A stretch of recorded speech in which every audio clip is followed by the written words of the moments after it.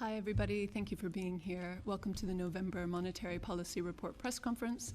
With us today are Claire Lombardelli, Deputy Governor for Monetary Policy, Dave Ramsden, Deputy Governor for Markets and Banking, and the Governor, Andrew Bailey. Andrew will begin with opening remarks, and then we'll turn to questions. Andrew. Well, thank you, Katie. Today we're presenting a new and improved package of communication reflecting the progress that we've made in response to the Bernanke review. In our minutes, the monetary policy summary is shorter and more focused, while individual paragraphs set out the views of individual members of the Monetary Policy Committee. In the Monetary Policy Report, a monetary policy overview sets out the main economic narrative underpinning our decision, and then we have a range of boxes which present the key pieces of analysis that have informed that decision. And the report now presents detailed scenarios with illustrative monetary policy responses in addition to the central projection. Taken together, the new report and minutes are designed to allow us to adapt and respond in a world of greater uncertainty, putting greater weight on the key judgments behind our decisions, emphasising the underlying economics as much as the precise numbers, drawing on a wider range of analysis and framing our discussions within a broader range of risks. So this is a milestone in the response to the Bernanke review, and one that is testament to the hard work and dedication of the excellent staff that do all the hard work. It is, however, today a moment of great sadness for us. During the preparations for the November meetings, we lost a much-loved and respected colleague, Pavandeep Dharmi. Pavandeep was a mainstay of supporting the MPC for a very long time. His insight and his commitment helped shape the documents that we've published today. And so we've dedicated this edition of the Monetary Policy Report to Pav. The new material presents more information about individual views on the committee, but I should say at the outset that we're here today at the press conference to speak to the collective decision made by the MPC, not the individual paragraphs. So on to the substance. Today we've held bank rate at 4%. The start of monetary policy has supported disinflation over past nearly 3 years now. And that progress has allowed us to cut bank rate 5 times, gradually making monetary policy less restrictive, while still seeking to ensure that inflation falls back to our 2% target and stays there. Headline inflation was 3.8% in August and in September, partly reflecting developments in food and administered prices. We expect this to be the peak. Beneath the headline numbers, underlying price and wage pressures have continued to ease. We expect headline inflation to fall to close to 3% by early next year before gradually returning to the 2% target over the subsequent year. But risks to disinflation remain, and we need to wait and see that the downward path of inflation becomes more established before we can cut bank rate again. So where monetary policy goes from here depends on how two big forces play out. On the one hand, inflation is still well above the 2% target. It is possible that it could be sticky. For example, if increases in administered prices were repeated or if labour cost pressures continued to be elevated. There is a risk that the inflationary shocks we have had could have affected inflation expectations and the way wages and prices are determined in the economy. That could lead to more inflationary pressure. A scenario in the report illustrates that the path of bank rate might have to be higher than otherwise in response to that. On the other hand, activity in the economy is below its potential. We see this most clearly in the labour market, where the number of vacancies has fallen and employment growth has stalled. There is a risk that households and businesses remain cautious about spending and investment, holding back demand and weighing on job prospects further. And that could lead to inflation falling below our target. A scenario in the report illustrates that the path of bank rate might have to be lower than otherwise in response to that. Now, monetary policy is being set to balance these risks in order to meet the 2% target sustainably, and so that bank rate is neither too low nor too high. So today's decision is based on two key judgments. The first key judgment is that underlying domestic price and wage pressures are continuing to ease. Recent data suggests that the risk from greater inflation persistence has become less pronounced, and the risk to medium-term inflation from weaker demand more apparent, such that overall risks are now more balanced. As the central projection in the report illustrates and is reflected in the market curve, this means that we are likely to continue to be on a gradual downward path for bank rate. Chart 1, which has just come up, shows 12-month inflation in the Consumer Price Index since 2021, that's the white line, along with its components, the coloured bars.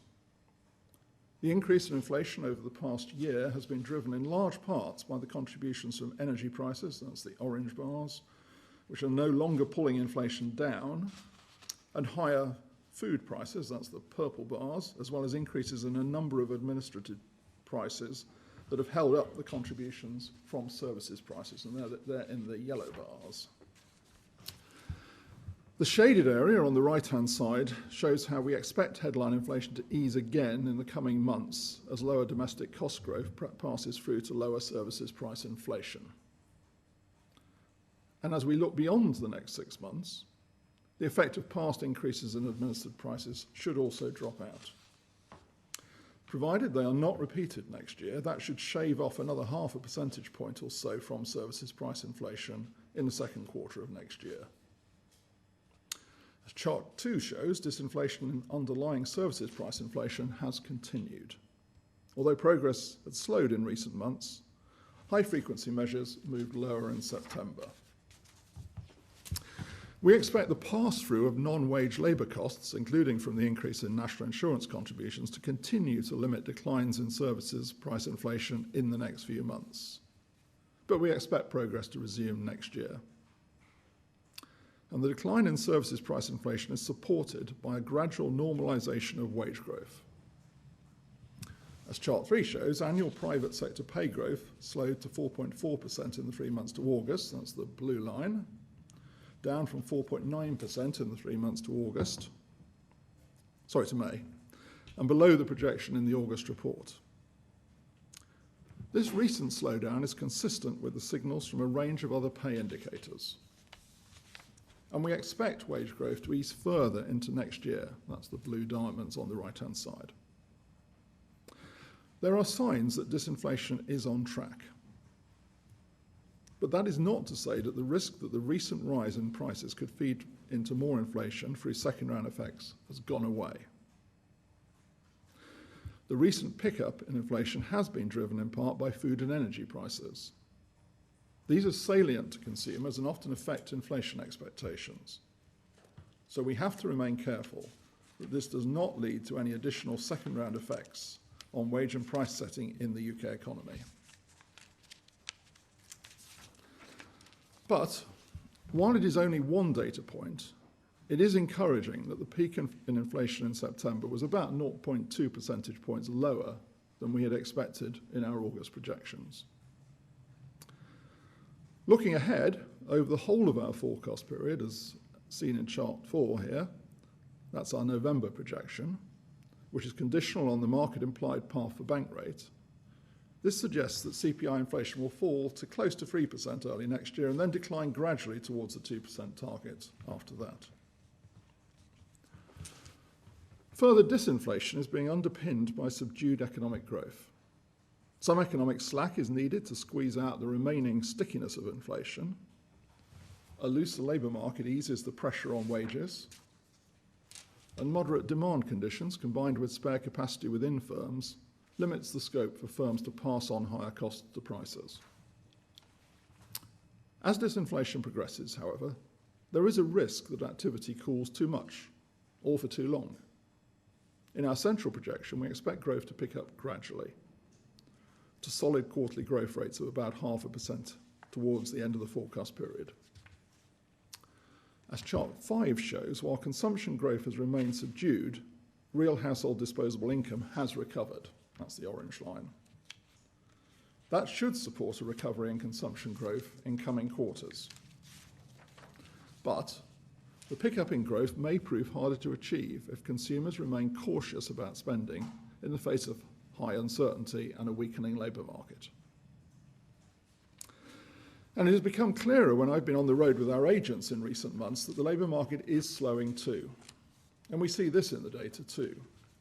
As measured by the ratio of vacancies to unemployment, shown in chart 6 here, further slack has emerged. Not just through a reduction in unfilled job vacancies, as over the past year, but also through an increase in unemployment. So this takes me to the second key judgment, that if disinflation continues, bank rate is likely to continue on a gradual downward path. The restrictiveness of monetary policy has fallen as bank rate has been reduced. So the extent of further reductions will depend on the outlook for inflation. A gradual approach allows us to assess the balance of risks to inflation, on the upside from more inflation persistence and on the downside from weaker activity, as the evidence evolves. As you can see from the vote today and from the committee members' new individual paragraphs in the minutes, making this assessment involves weighing the evidence on both sides. Different members have reached different conclusions on the balance of risks. Some members think something like the upside scenario is more likely than others, with the policy implications that come with that. Other members put more weight on something like the downside scenario, with implications for their views on policy. And with every cut in bank rate, how much further to go becomes a closer call. At this meeting, rather than cutting bank rate now, there was also an argument to wait and see that the downward path in inflation becomes more established. The latest data point on inflation was encouraging, but it was only one data point. Leading up to our December meeting, we will get more data on inflation and cost pressures in the economy to help us make the right decision, and we will be able to analyse how this year's budget might affect the economy and the outlook for inflation. As always, the MPC remains squarely focused on our remit to return inflation to our 2% target. Before I finish, I want to add a few words on quantitative tightening, as this is the first press conference since our decision in September to reduce the stock of government bond purchases held for monetary policy purposes by £70 billion over the year, from October this year to September next year. On the 11th of November, that's next week, the bank will publish its next quarterly assessment of transactions in the Asset Purchase Fund, where the bond purchases are held. Along with a summary and projection of cash flows associated with quantitative easing and tightening under the indemnity to the bank, the upcoming APF quarterly report will include a new measure which will take into account wider implications for government debt issuance and servicing costs, including continuing savings resulting from quantitative easing. This will show a somewhat different picture on the costs. Looking ahead, the bank's policy is to meet the demand of the financial system for liquidity. Our approach is to transition to a demand-driven framework under which reserves will primarily be supplied by repo operations. This allows the bank to reduce the asset purchase facility in line with its monetary policy objectives and thereby reduce the exposures of the bank and the wider public sector to interest rate risk, whilst the bank provides the reserves through lending operations needed to maintain monetary and financial stability.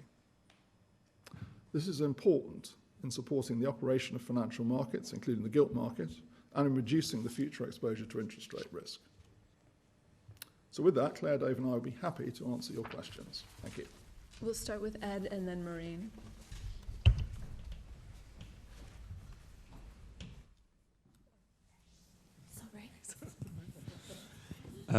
Hello, Ed Conway from Sky News. As you mentioned, Governor, there's a budget coming up later this month, and everyone knows, and the Chancellor's kind of signalled that there is going to be some fiscal contraction. Obviously, we don't know what happens until the budget itself, but I just wonder, could you give us a sense of the extent to which that played a part? Just that the sense of this impending budget played any part in your decision, or indeed the decision of the committee? Well, thanks, Ed. We only know one thing with certainty. That is that there will be a budget on the 26th of November. Well, actually, I'll tell you a second thing with certainty. That will be before the next meeting of the MPC. So we will have opportunity to consider the budget in the next round. As I'm sure you know, because we've said it many times, we condition our view of the economy and our projections on announced fiscal policy. So the projections that you've seen here and that are in the report are conditioned on the fiscal policy that was announced in March. It's not for us to speculate what's going to be in the budget. That's for the Chancellor to announce in the budget, and we'll then respond to it. Maureen. Hi, Mehreen Khan from The Times. Just to follow up, the Chancellor made quite an unusual decision to do a pre-budget speech, which actually was a lot about monetary policy. She kept repeating her insistence that she wants to help you out in the fight against inflation through her fiscal policy. Governor, given that you had the decisive vote, I'm interested in whether you didn't seem to have been convinced by her message, particularly given your assessment of the economy seems to be that actually the risk to inflation are a little bit less pressing, as you say in the report. And finally, the other message the Chancellor had is that everyone in the UK needs to be in it together. We all need to play our part. Does the Bank of England also need to play its part in the situation the economy and the public finances are facing? Well, thanks, Maureen. I mean, in no sense are we passing any judgment on what the Chancellor said this week. As I've said, our very, very clear convention is that we condition our view on what's been announced. So we will do that. We have done that this time, and we will do that again next time. By the next time, there will be a new announcement. So we will have new fiscal policy to assess and condition our view of the economy on, and that's what we will do. So in no sense are we passing any judgment on what the Chancellor said this week. That should be very clear. Sam and then Darshini, please. Thanks, Sam from the FT. Governor, in your statement in the minutes, you allied yourself with a forward-looking Taylor rule and a similar market path, which points to 2 more cuts and things levelling out at 3.5%. Is it fair to say that, therefore, you now see 3.5% as a terminal rate for the bank? And could you give a sense of the debate and the range of views on the committee as to where the terminal rate would be? And just another follow-up on the budget. For you, again, personally, would it have been quite a closer call for you now in terms of cutting rates immediately if you didn't have the advantage of waiting until the budget had been held before and getting that on board before moving? Well, let me take that question first, and I'll come back to the question on terminal rates. I think there's a very important point which I think you'll pick up not only in my paragraph, but actually other paragraphs, which is, and I mentioned it in my opening remarks, we've had one inflation number which came in under our projection. That's obviously very welcome. I think it does suggest, as I said in my comments earlier, that we've reached the peak. But my own view is, and I think colleagues share this in some measure, that of course we really do need to see more than one number to establish that is sort of in the picture, as it were. So I will be looking very carefully at, as I just said, at the data that we will get before the December meeting. That will be a very important consideration for me. So yes, we will have a new fiscal policy by that stage to condition on, but really importantly, we will also have more numbers. And I'd emphasise that because we always have more new numbers, obviously. But the point is that we are at quite an important moment here because we've had one set of inflation numbers, which I think can give us some encouragement, can point us in a direction, but we need to see more than that. Coming back, your question on first of all, I mean, I think all of us chose our words very carefully. For me, the market curve at the moment does give a reasonable view of a sensible path. By the way, that's not always the case. I mean, sometimes we've sat in this room and not been quite at that place, so I can't guarantee you that will always be our view. On the terminal rate question, I think it's probably quite clear also from comments, not only in this set of minutes, but in other comments the committee, as members of the committee have made, in speeches they've made. I mean, we do divide somewhat into 2 camps. I don't want to overdraw it. There are those who I think who do take a view that, they do take a view on R-star and on the so-called, if you call that the terminal rate. There are those, and I'm in this group, who don't actually, frankly, feel that there is enough confidence around any measure of an equilibrium terminal rate, and that when we look at this question of restrictiveness, we're looking much more at the evidence on the sort of the change over time, as it were, in the path of restrictiveness, rather than looking at the terminal rate. But anyway, Claire may... Yeah, I mean, happy to. We've set out quite a bit, actually, in the report in the risk sector. There's a chart 3.4 that shows you all the different ways that we look at this. I mean, our analysis is the policy is still restrictive. There's, as Andrew says, a difference of views. So much members have sort of raised this in their paragraphs about it. I mean, it's quite determining how restrictive you are and issues around turnover rate, obviously quite complicated. It's quite challenging. It sort of gets more challenging as you lower rates, right? Yeah. So, we've sort of said that. But there's quite a lot of material in here that we've shown on this. And as Andrew says, the individual powers, I think, also give you a bit of a sense of how different people look at it. There is a difference of view. Both about what the, debates and discussions around what the levels may be, but also around these more sort of philosophical questions about, actually how do you know, how do you try and work it out, how important it is to you in thinking about your policy. And again, you can see that in the difference of views here, with it being a bigger issue for some people than for others. The only thing I was going to add, because again, as part of what we've done today with I'd agree with Andrew. This is a milestone in terms of responding to the Bernanke review, is that we are trying to be as open as we can about, for example, the various risks. So one is this point about, just how restrictive is the monetary policy stance. I mean, just to reinforce something Claire just said, one thing that we've added this time, as rather than just repeat the mantras about that there's a range of views on restrictiveness, is that some of us do put more weight than others on these quantitative estimates. But there is something in the minutes in para 12 where we say that, as bank rate approaches neutral, the contribution of monetary policy to underlying disinflation would become harder to discern, making the case for further policy easing more finely balanced. So this notion that, because we've been able to reduce the degree of restrictiveness, we would all agree that we're getting closer to the neutral rate or the terminal rate.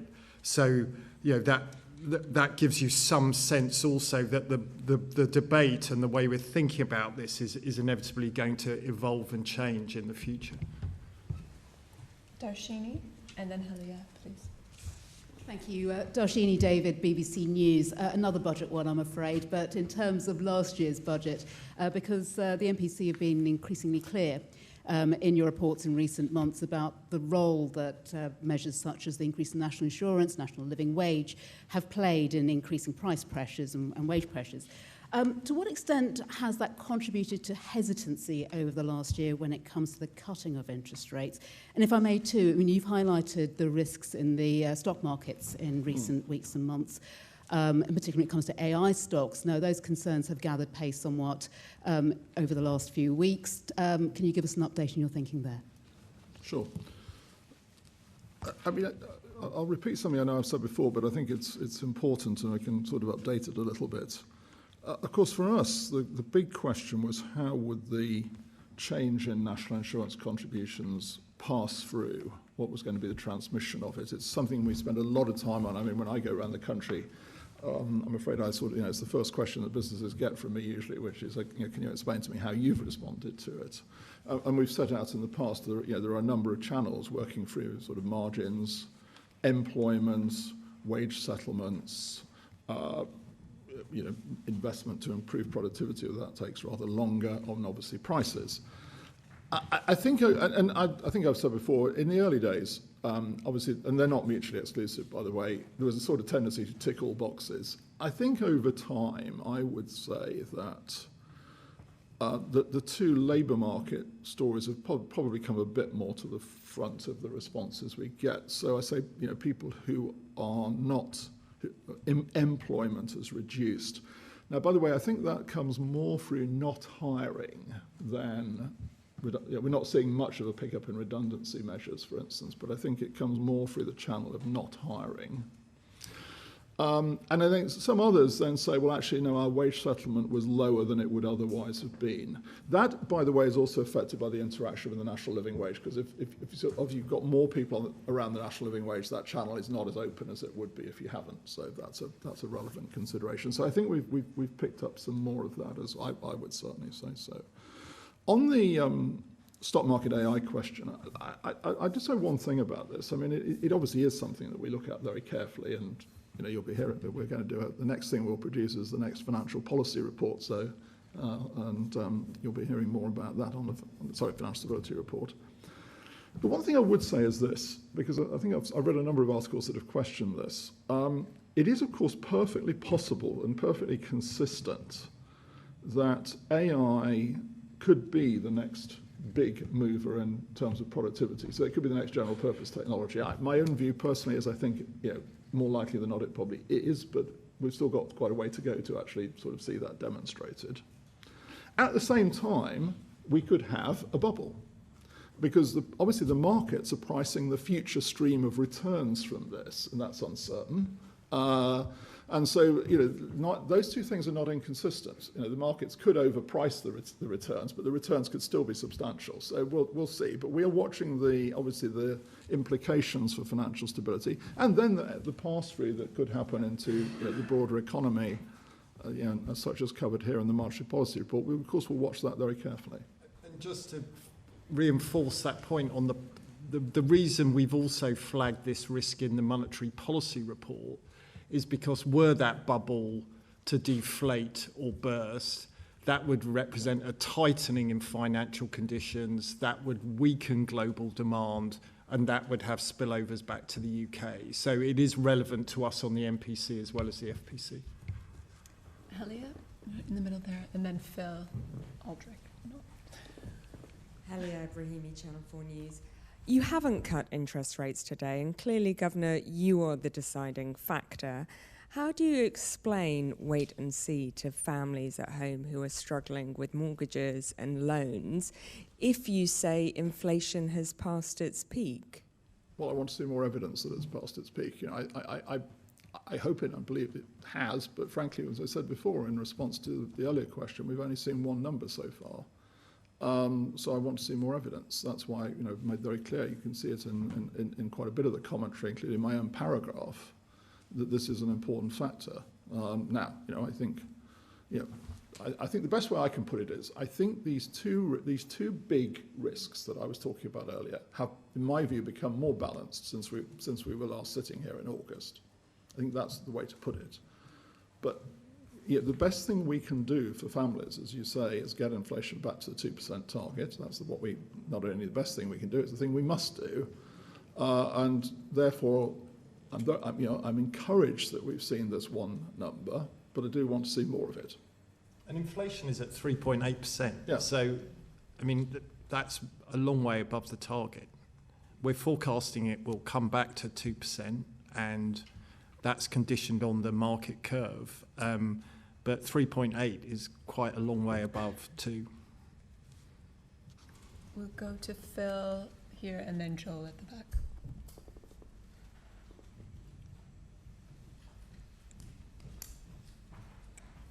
Thank you. It's Phil Aldrich at Bloomberg. There were two scenarios in the report today. I just wondered why one of those scenarios wasn't a fiscal scenario, given that the most immediate issue on the horizon is the budget, which it seems very clear that there's going to be consolidation at that point, and what that might mean for your reaction function. And just on, you mentioned regulated prices. The Chancellor is looking at, or supposedly looking at regulated prices. If she took action on that, would you welcome it?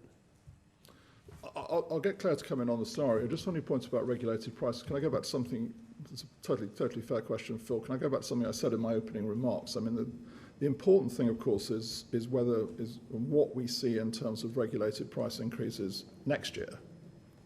Because obviously, sorry to state the blindingly obvious, but inflation is an annual calculation. So we have these things called base effects where the effects drop out.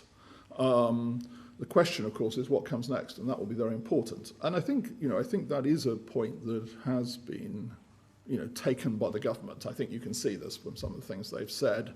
And I think if you go back to the point I think Darshini was making about what the Chancellor has said, I do think that it is a point the government has taken about the impact that these things can have on inflation and therefore on policy setting, and that's important. I'll hand over to Claire on the scenarios. Yeah, and actually just on that, you can see the impact at the moment, the 3.8 number we're talking about. We think about 0.4 of that is these sorts of administered prices at the moment. I mean, on the scenarios, I mean, we've chosen these quite clearly based on the fact that they are the biggest issues in thinking about inflation and setting monetary policy to get it back to the 2% target. So, you know, there is this question about how do we think about this balance across the economy of the risk that inflation proves to be more persistent for various reasons, whether that's structural change because it's been higher for a longer period, could be all sorts of issues. So that's one scenario that we have to think about and take very seriously and explore. On the other side, there is this sort of weaker demand scenario, which could come, you know, potentially through the labour market or could come through what we're seeing in consumption,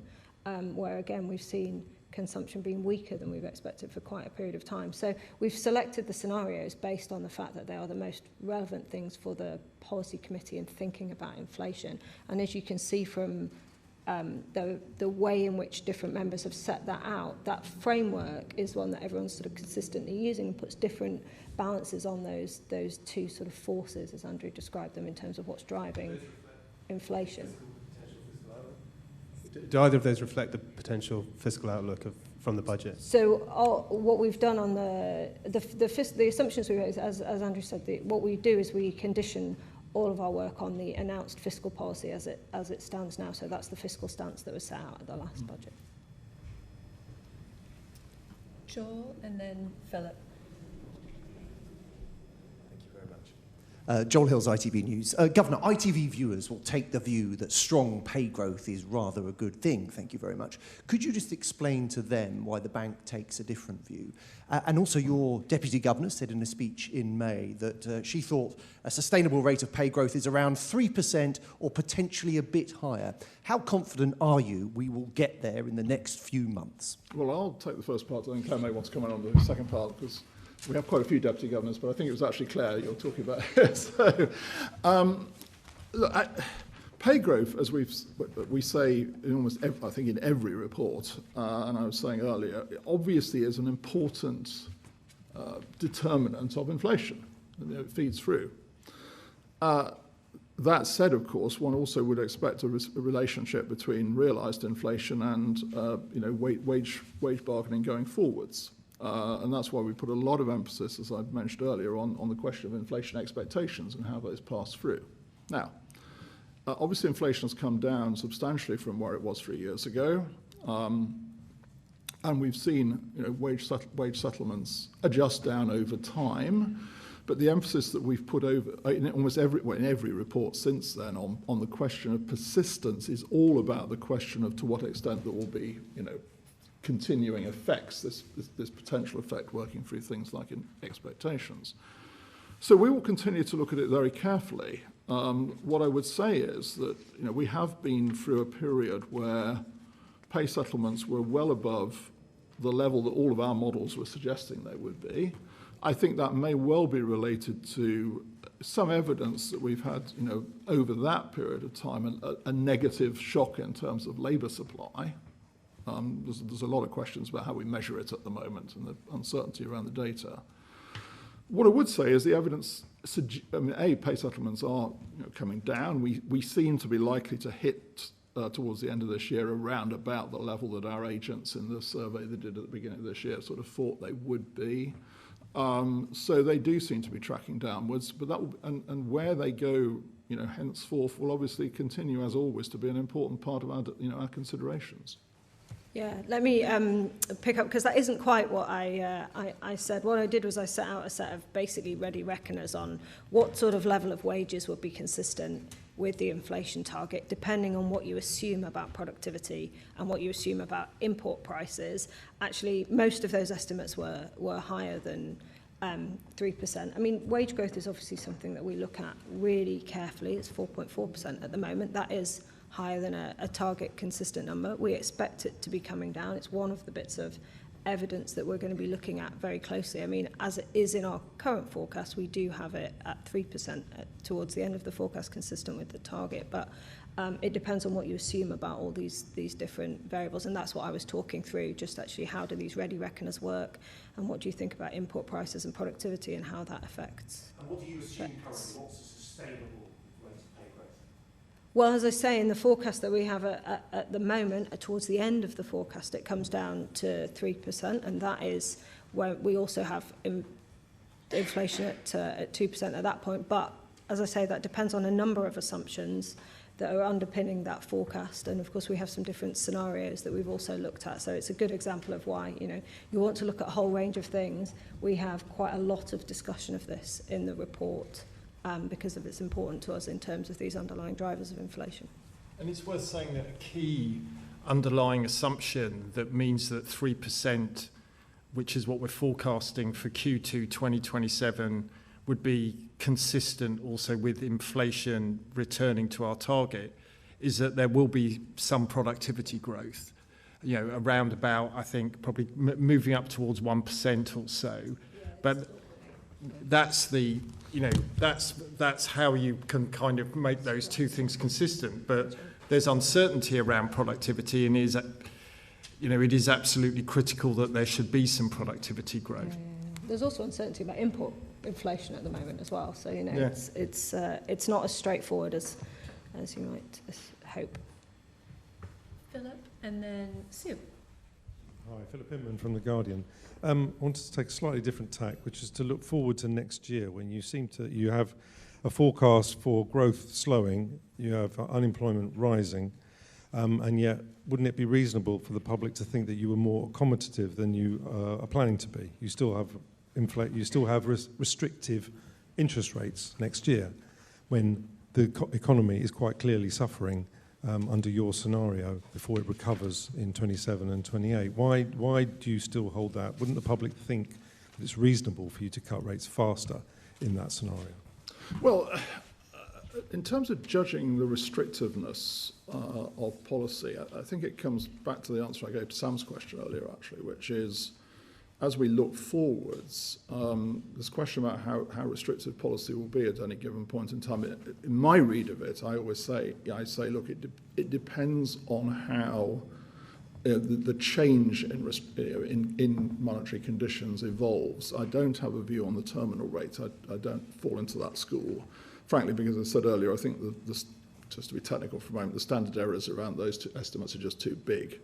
So what that means in practice is that every time we meet, we have to rejudge this question in the sense as to how restrictive is policy, and that's got quite interesting over time. I mean, I'd give you the most obvious element of this question, which is mortgages, because the mortgage market in this country has changed fundamentally in the last 15 years. It's gone from being a variable rate market to a fixed rate market. That means that actually the transmission of monetary policy takes longer, comes through more slowly, comes through in parts, because obviously it depends on the balance of the mortgages that people have. And so we have to keep coming back to this question as well, and this is a point I think Dave was making, to financial market conditions and rejudging this restrictiveness question. And as I think you can tell from the individual paragraphs, there are different views on the committee about just how restrictive policy is at the moment. So some of my colleagues would I think push back at you and say they don't think policy is particularly restrictive at the moment. I think that it is still restrictive, but as we said, as Claire was saying earlier, and I would agree, the degree of restriction is reducing, which sort of is consistent with cutting, obviously, and we will have to judge that question going forwards about how restrictive it continues to be meeting by meeting. Can I add a point on growth, which I think is quite important, which is from an inflation perspective, it depends what's driving the weak growth that really matters, and you can't necessarily assume that because growth is a bit weaker, and actually, we do have growth sort of strengthening through the period in our, it's, it rises a little bit towards the end, but it's really important to think that, depends what's driving the weak growth and whether that is about the level of demand in the economy or the level of supply, and that has very different impacts for inflation. So it's one of the ways we have to sort of think about this. You can't necessarily assume that weakness in activity is going to necessarily reduce inflationary pressure. That's right. I mean, I've said in a number of speeches I've given recently that I think the biggest challenge we have in this country, and by the way, we're not alone. I mean, we're in company here, is that the potential growth rate has fallen over the last 15 to 20 years. Sue and then John Paul. Hi, Sue Chan at The Telegraph. Just following up on questions from Darshini, and I think Phil, just stepping back a bit and looking at the last year, would you say government policy on things like the minimum wage, the national insurance increase, packaging taxes have helped or hindered your fight against inflation? And in general, are government interventions to bear down on prices welcome, or should policymakers stick to their knitting to allow you to stick to yours? Well, it's interesting. I think we first, in a sense, drew attention to what we tend to call this hump in inflation in the February inflation report, so 9 months ago, I'm talking about. And actually, when we look back at the February monetary policy report and sort of the shape of that hump, it's a point Dave's made to me a number of times, he's nodding, it looks actually rather like it does today. We've had a few changes in between in what we thought might happen, but it actually looks right. And one of the reasons is that, as Claire was saying earlier, part of that is these so-called administered prices. Now, they do have an impact, and so it is something that we've drawn attention to. And I think the second thing is that the pass-through of national insurance has not been that different to what we were expecting at the time. So those two things have more or less transmitted. Now, in terms of, it's for government to decide its own policies, because government has all sorts of other public policy objectives. I mean, we're one public policy objective, and I use public policy broadly there, obviously, as a term. And there are many other public policy objectives. So, give you an example, in the administered price regime, part of that is water bills. Well, fixing the water system is a public policy objective. It's not Bank of England's public policy objective, but it would not be for the Bank of England to go around saying, no attention should be paid to fixing the water system. That would not be, I think, a very sensible thing. So we have to take account of these. I think we do have to draw attention to the effects of these, which we do, obviously, and then factor them into our outlook. John Paul and then Anna. Hello, John Paul Ford-Rojas from the Daily Mail. Couple of things, please, Governor. Could you talk about, I'm sorry, the acoustics in here are sometimes quite variable depending on where you're sitting. If you could talk a little bit, it would be really helpful. Yes, sorry. John Paul Ford-Rojas from the Daily Mail. A couple of things, please. First of all, households are worried about income tax going up, perhaps in the order of tens of billions of pounds. How much relief or reassurance can you give them that were that to happen in the order of that, all else being equal, that would provide an impulse to the bank to cut interest rates in December? Secondly, with your regulatory hat on, with car finance and the compensation scheme that's currently proposed by the FCA, you're the regulator also for banks. Banks are suggesting it would be disastrous and damage the economy. The FCA pushing back on that. Do you have a view on that issue, please? Well, the income tax question, I'm afraid I'm going to give the same answer. It's really, of course, it's obviously for the government to decide what the budget's going to be. The Chancellor will announce it, and we will take it into account. The economic modelling for the budget, of course, is done by the OBR, not by us, and that's important. So we will assess what is announced by the Chancellor in our next round, and that's the right way to do it. So we're not giving a message on fiscal policy today because we'll wait and see what fiscal policy is. On car finance, look, when we do the next event in here, it will be, as I said earlier, the financial stability report. We will also be publishing the bank stress test. I think I'm right in saying that. Yeah, we will.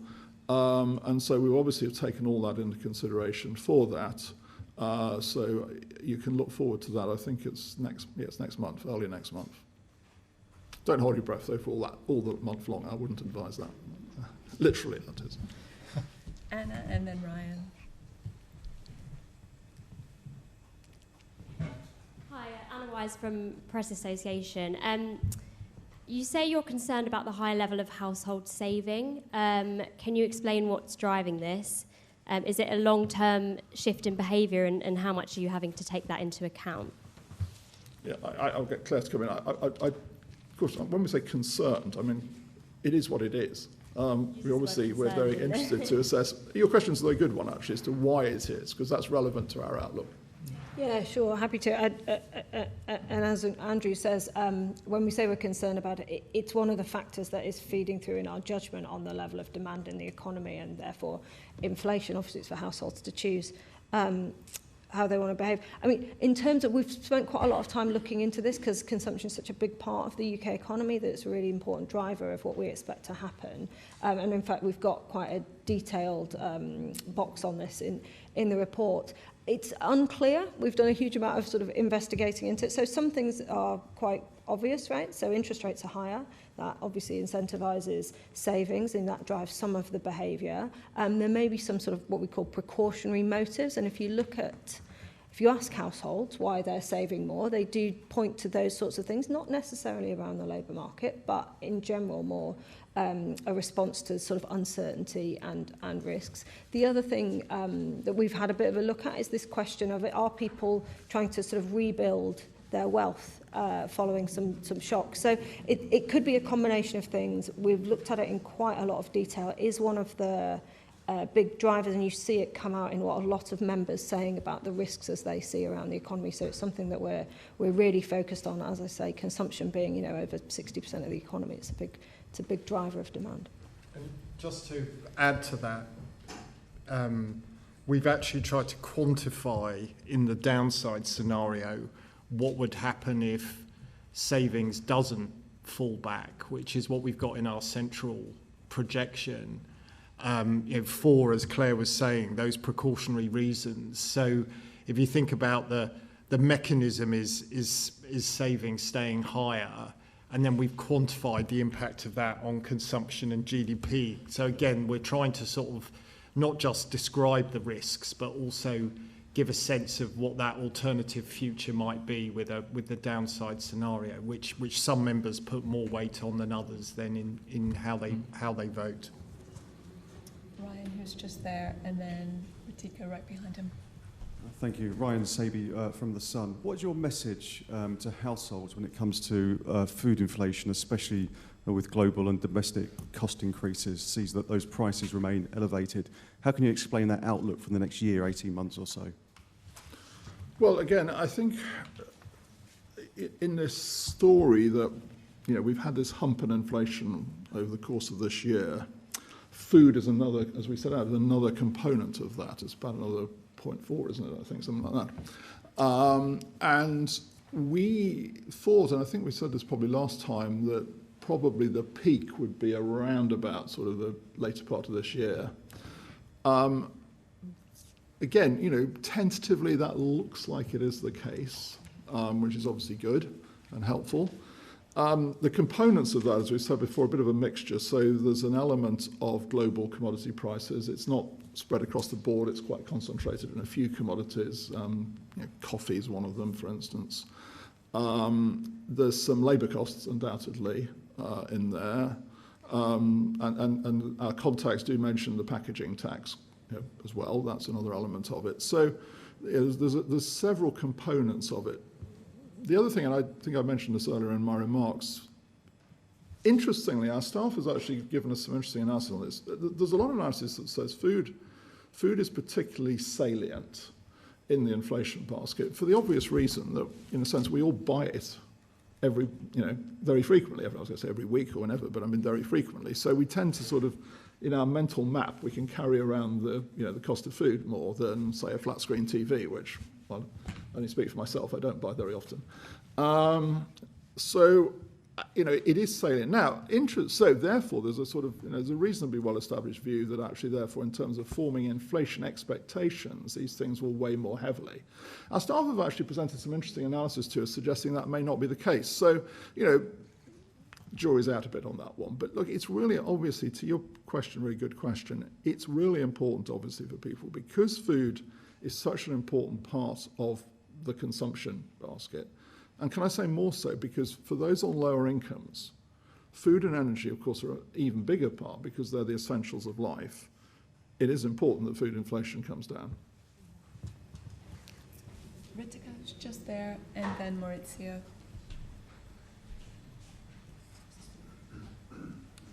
Ritika Gupta, CNBC. Governor, given the MPC sees a slack opening up in the economy, you've outlined weakening demand or weakening labour market, do you ultimately think that interest rates are going to have to go below neutral in order to close a negative output gap? Well, I'll bring Claire in. I think there's two parts to this I'd emphasise. One is, what is the level of slack? The second is, how does that any given level of slack influence wage and price formation? It tends to be called the Phillips curve relationship, as we tend to call it. And those two things are both highly relevant. I don't know what you want to... Yeah, I mean, sort of not necessarily is the point. I mean, look, to come back to this point that we have inflation at the moment that is 3.8, is higher than it should be, and it's, you know, we're quite far from a target consistent level. So the slack is unfortunately needed to bring inflation back to target. It's not necessarily needed. If you know, it doesn't necessarily mean that interest rates have to go below the neutral level, because we think we have some now. It's a very uncertain. It's a very sort of hard thing to judge, and you know we spent a lot of time thinking about it. But we do think there's slack in the economy now, and that will sort of widen slightly. Maurizio and then Joel at the back. Hi, Maurizio Allen-Carr from City. Just wonder, with this decision today and the minutes in your report, what message you're sending to markets and to business confidence? Is holding interest rates going to weigh down on business confidence, given, you know, expectations of fiscal restraint at the budget and, you know, a lot of other sort of geopolitical uncertainty at the moment? Thanks. Well, can I? Yeah, it's a very good point. So let's try and boil it down a bit. We talked about sort of two sort of risks that we have. One is that higher inflation becomes embedded more, and the other one on the other side is, going back to the previous question actually, is that we get this weaker demand story coming through. Going back to the earlier question, that, you know, as Dave was saying, that, you know, consumption doesn't correct, saving rate doesn't correct. And those two things, you know, are what we're sort of steering between. Now, I think those two risks have become more balanced than when we were sitting here. They were, in my assessment, when we were sitting here in August the last time we were sitting here. I do think we're now in a more balanced position. And I just use again the phrase that I used in my opening remarks. I think rates are on a gradual downward path, but the judgment about when and by how much is going to be very conditioned by how we see this balance of forces going on. Joel at the back.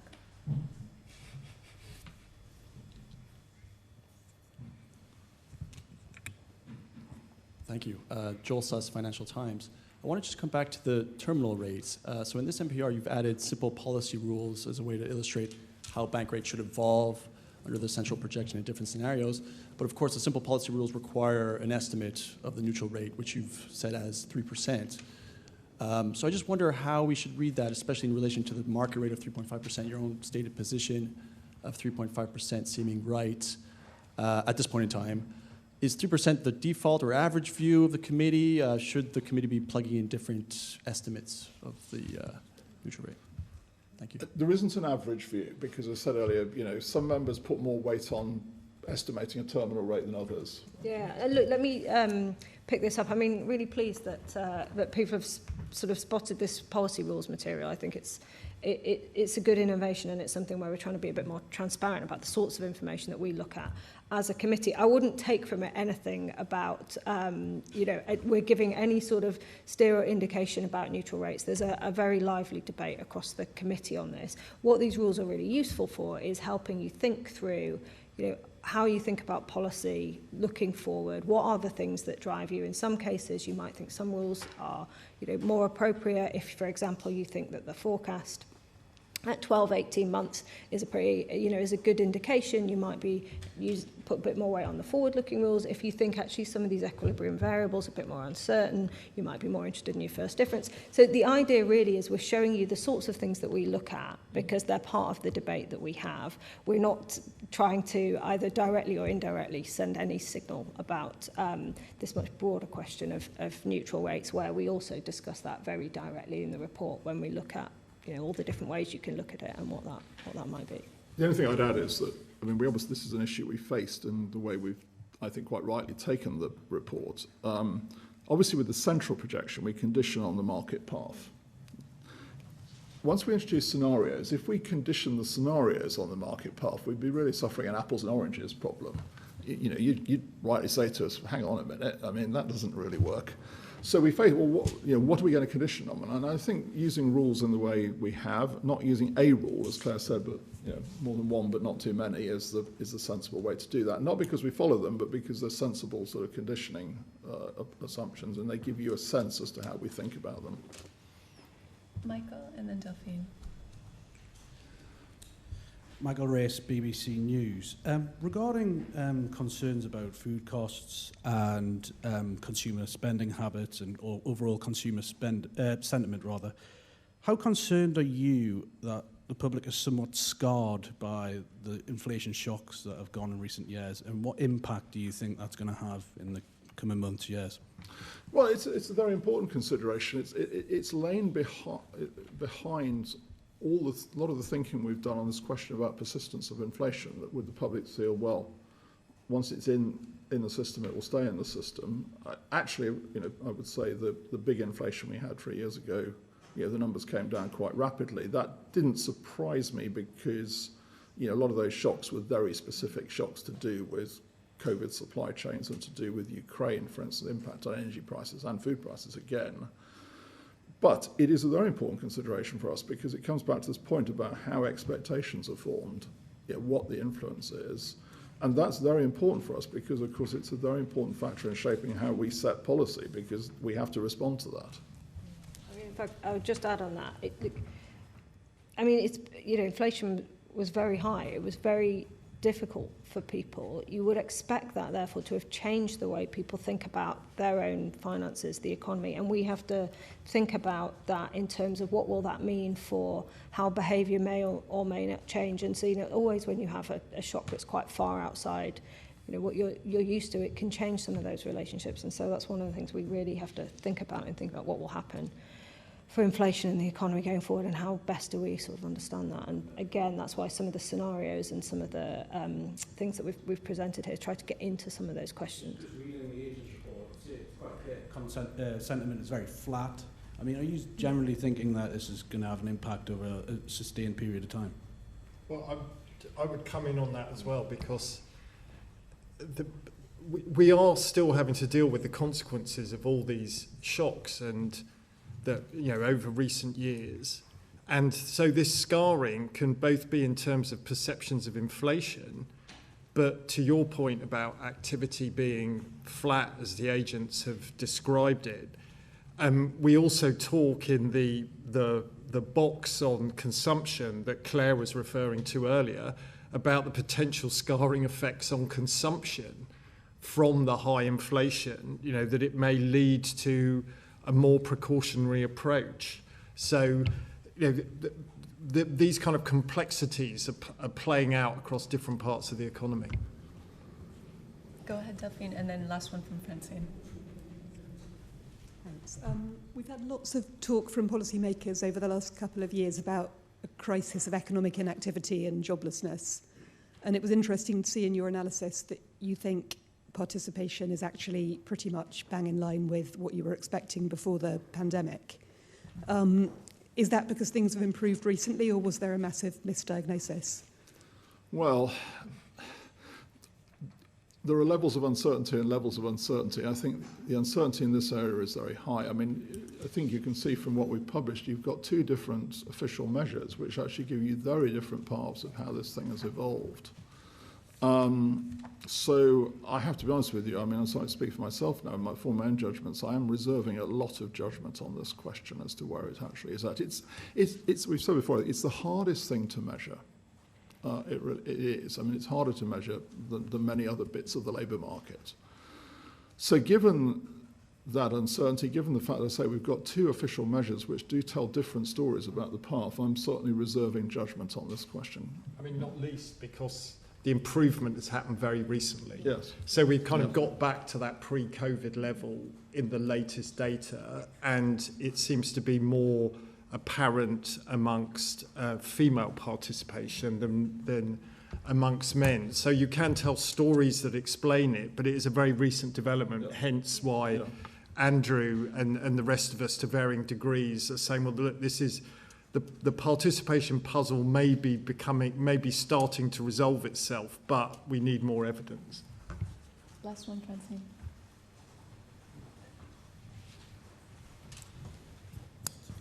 Thank you so much, Francine from Bloomberg. Governor, how do you think the neutral rate has actually evolved over the last decade?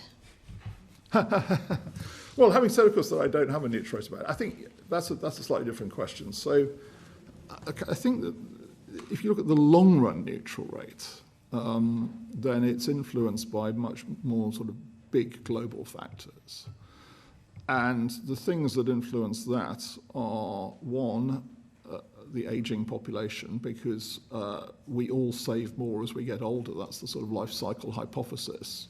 And so if you have a population that is on average aging, that will probably increase the stock of saving relative to investment. That would push the long-run neutral rate down. Now, if we get, of course, a pickup in investment demand, which you're probably seeing at the moment more in the US economy than you are in other economies, then that would correct that, if you like. So if you look at something like the AI investment boom in the US, then you'd say that might be something of a correcting factor. And so these are global trends somewhat, so that might go the other way. But that's the sort of framework. I mean, it's the saving investment balance, the impact of productivity change to the extent that's driven by innovation and investment that tend to be the longer run driving factors in those calculations. I mean, it's probably fair if I can just add that we've talked about a range of estimates for the neutral rate between 2% and 4% before. Most analysis would suggest that to the points that Andrew's making, plus if you add in, say, fiscal, you might say that the neutral rate has gone up a bit compared with 5 years ago. But that doesn't really help you at all with where it is in that range of 2 to 4%. Thanks very much, everyone. Thank you.